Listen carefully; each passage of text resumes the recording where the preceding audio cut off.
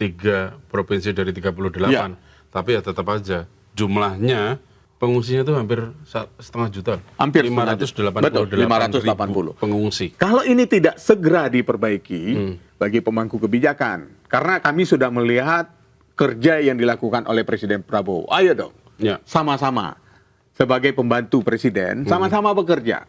Karena kalau tidak segera diperbaiki, maka target inflasi, target pertumbuhan ekonomi di 2026, Ya. terutama di kuartal pertama, Agak susah ya. agak sulit mencapai 5,2% seperti di target kuartal kedua kemarin, ketiga kemarin.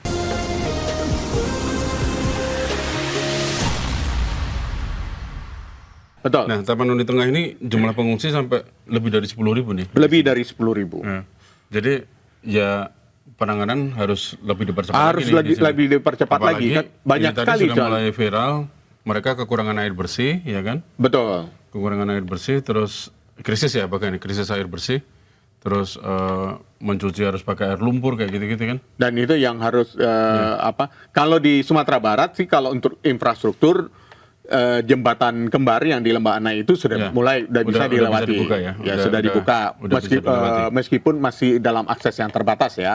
Truk-truk yang berat masih tetap menggunakan bukan motong jalurnya makin panjang lewat Sitinjau Lawi itu, melingkar itu. Sitinjau Laut yang itu aksesnya juga cukup. Yang di Kelok 9 katanya lagi longsor lagi nih Bang? Ya, di Kelok 9. Itu yang dekat daerah perbatasan. Apalagi musim hujan yang cukup tinggi ya.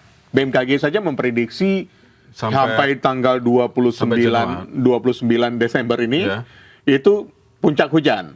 Meskipun di awal tahun baru pun masih tinggi curah hujannya. Masih tinggi. Jadi curah hujannya masih sampai akhir. Ini harus segera diantisipasi pemerintah. Betul, jangan sampai pemerintah terjadi. Daerah juga harus aware nih dengan apa namanya peringatan dari BMKG ini, ya kan, bahwa nanti akan ada hujan dengan intensitas tinggi di daerah itu perlu diwaspadai ya. Dan untuk menghemat waktu juga kalau aku ngelihat nih Bung Teguh ya, Presiden itu bisa bagilah.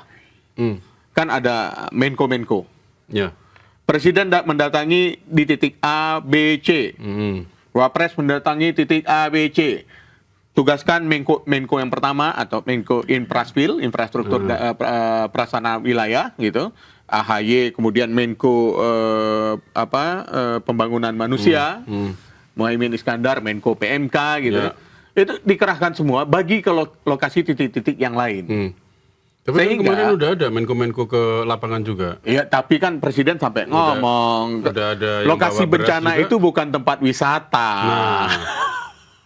Nah, ini kan harus dijalankan. Harus jadi koreksi loh itu. Betul. Titik bencana itu bukan tempat wisata. Bukan tempat wisata. Jadi benar-benar bekerja dan menginventarisir apa saja kerusakan dan yang dibutuhkan. Segera lapor Presiden. Prioritasnya apa? Ya, prioritasnya apa? Kan? Segera lapor Presiden sehingga Presiden bisa memerintahkan kementerian terkait atau Pemda setempat yang masih segera bangun ini gitu. Jangan hanya laporan Bapak senang aja ya. Iya. Jangan semua lokasi bencana Presiden yang mengunjungi, kasihan juga Presiden. Begitu diminta laporan gimana perbaikan? Udah. Sudah selesai, Pak? Udah siap. Selesai.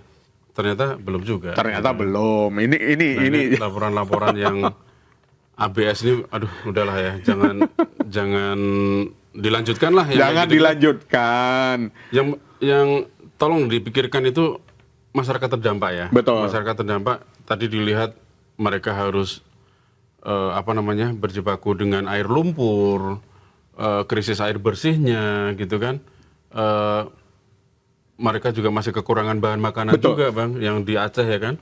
Masih ada yang kekurangan karena bahan masih makanan. Banyak yang kekurangan makanan. Iya. Bahkan sampai warga pun sampai berharap bantuan itu segera datang. Ternyata masih ada beberapa daerah yang belum. Memang harus kita akui untuk daerah-daerah wilayah yang masih kekurangan bantuan logistik bantuan itu ya karena faktor infrastruktur, karena truk-truk yang bawa bantuan logistiknya itu kan juga terhalang karena infrastruktur yang putus total. Kemudian sempat terjadi kelangkaan BBM walaupun sekarang sudah mulai pulih, sudah mulai pulih.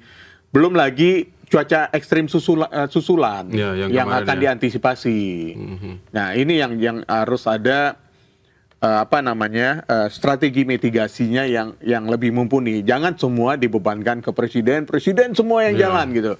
Cukup presiden kunjungi beberapa titik, punya menteri banyak, dan sudah ditegaskan bahwa tidak ada lagi selfie atau wisata di tempat bencana. Itu udah penegasan yang sangat keras dari presiden.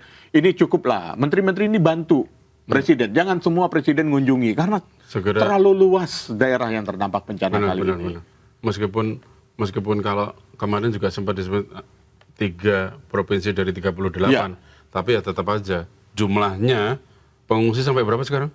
Pengungsinya itu hampir 1,5 juta. Hampir 588 ribu pengungsi. Karena kalau total ini di 3 provinsi itu. Betul. Kalau ini tidak segera diperbaiki, nah ini bagi pemangku kebijakan ya, bagi pemangku kebijakan. Karena kami sudah melihat kerja yang dilakukan oleh Presiden Prabowo. Ayo dong, sama-sama sebagai pembantu presiden, sama-sama bekerja. Karena kalau tidak segera diperbaiki, maka target inflasi, target pertumbuhan ekonomi di 2026, terutama di kuartal pertama, agak susah ya, agak sulit mencapai 5,2% seperti di target kuartal kedua kemarin, ketiga kemarin. Ini pertumbuhan ekonominya yang jelas jadi, karena itu akan berdampak besar, sehingga target presiden di tahun 2000 berapa yang 8% itu nggak akan tercapai. Itu akan sulit tercapai kalau sekarang goyah. Maka harus sama-sama kita bahu-membahu, ayo kita kerja cepat, kerja bareng dengan cepat untuk menuntaskan daerah-daerah yang terdampak bencana ini. Terkait daerah-daerah yang belum laporan asal Bapak senang, asal pimpinan senang, asal Bapak senang. Jangan ada lagi. Yang penting sekarang tuh masyarakat terdampak itu jadi merasa terbantu aja dulu. Iya, betul. Merasa terbantu. Sampai situ aja dulu. Udah nggak usah muluk-muluk kita, tapi yang penting mereka terbantu dengan kehadiran negara ya. Negara. Dan untuk daerah-daerah yang belum tersentuh logistik atau logistiknya kurang, kita harap segera bisa kita harapkan penyaluran jalur udara atau sorti penerbangan itu segera diperpanjang. Kita banyak kok, Hercules saja kita ada beberapa, belum pesawat-pesawat kecil ya atau helikopter gitu. Dan pada saat penurunan bantuan tidak hanya sekedar lempar kemudian di bawah pecah berantakan, masyarakat juga tidak bisa menikmati bantuan tersebut. Itu yang perlu kita perbaiki agar tetap pertumbuhan ekonomi kita terjaga dengan baik. Perbaikan distribusi jalur udara sudah dilakukan. Iya, perbaikan. Karena BNPB dan TNI AU sudah mengandalkan jembatan udara ya, airlift untuk pengiriman itu bantuan. Oke, kita harap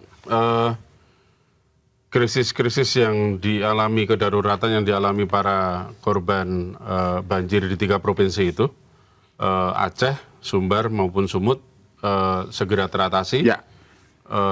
Ekonomi kembali bangkit, masyarakat kembali bangkit, dan insya Allah karena kita harus segera bangkit dari bencana. Mudah-mudahan segera teratasi semuanya. Semoga segera teratasi. Oke, kita cukupkan dulu. Kita cukupkan di sini untuk komen. Dan teman-teman jangan lupa kalau mau komen, dan jangan lupa juga like dan subscribe ya. Komennya juga penting loh. Ya, komen-komen. Mungkin ada ucapan dari kami yang datanya salah atau mungkin Anda punya perspektif yang berbeda. Silahkan sampaikan lewat komen. Ya, dan juga komen juga bagaimana pemerintah dan negara hadir kepada korban banjir di 3 provinsi itu. Silakan ya. Kita cukupkan sekian. Kita cukup sampai di sini. Sampai jumpa. Wassalamualaikum warahmatullahi wabarakatuh.